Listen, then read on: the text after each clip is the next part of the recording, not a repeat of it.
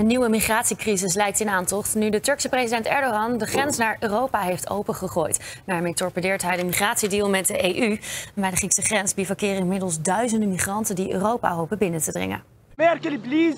Please help me, Merkel. Please help me, Merkel. We go Germany, please. No stay Greek, no stay. Give us back our island, give us back our soul, our lives. It's a strong message. Yes, it is. And another one banner says, we don't want any more entrapped people here. The biggest worry of the last days is that there will be fights between the immigrants and the local people. During last week, we had some almost fights between. Therefore, I'm afraid, I'm trembling if something like this happens. Because if it starts, it doesn't end.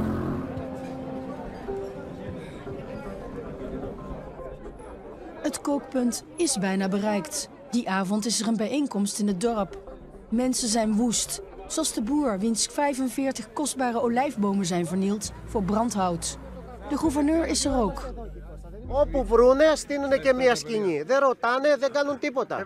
Συνεπάγεται ότι θα έχουμε και διάφορες αρρώστιες. Ούτε σε αυτό δείχνουν ευαισθησία σε αυτό το θέμα. Μας έχουν αφήσει στο έλεος.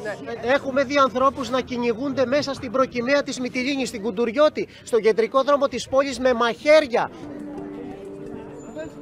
Vanaf Chios een eerste boot met migranten terug naar Turkije. Να βρε Κώστα που έσπασε ο δρόμο του βγάζεις. Τι, απλώς δεν θα βγουν Κώστα τα μωρά όλα βγαίνουν, απλώς δεν θα βγουν. Κώστα άτομα. Come now. Come now. What's the drama? What's the drama?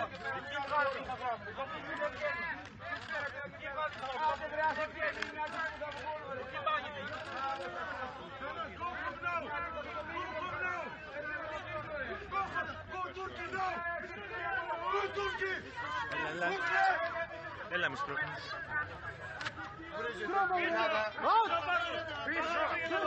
Πίσω κόμπιο! Έχουμε αγανακτήσει. Πίσω!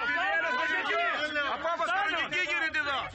Απάφας κανονική πια γίνεται. Πίσω κόκκο!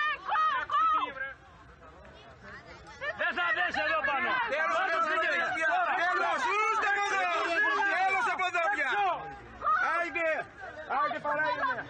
Εδώ δεν θα βγείτε! Πίσω! Τούρκοι! Τούρκοι! Ρωτήγε την Τουρκία! Πίσω Τουρκία! Πίσω! Πού ήρθατε εδώ! Τον ελληνικό να τους πάρει πίσω! Πίσω όλοι! Frontex να τους πάρει πίσω! Τους πάρτε πίσω από εδώ! Meest zwaar bewaakte grens tussen Servië en Hongarije eruit. Dit is de ingang voor mensen die asiel willen aanvragen in de Schengenzone. 1 asielzoeker per dag wordt behandeld. En als je wordt afgewezen, dan is daar de uitgang.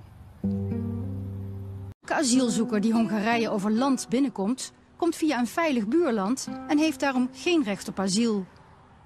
Hungary is surrounded by safe countries, by all standards, by all international and European standards. So therefore, the name of the game is illegal migration. Everybody arrives illegally and they are basically misusing, abusing the asylum system of Europe and the global asylum system. And that's why we are closing the legal loopholes by which we would like to cut the basically industrial way of carrying and bringing in illegal migrants to the European Union. It means that we have to stop the illegal migrant helping activity of those NGOs who've been there. Serbia is a safe country.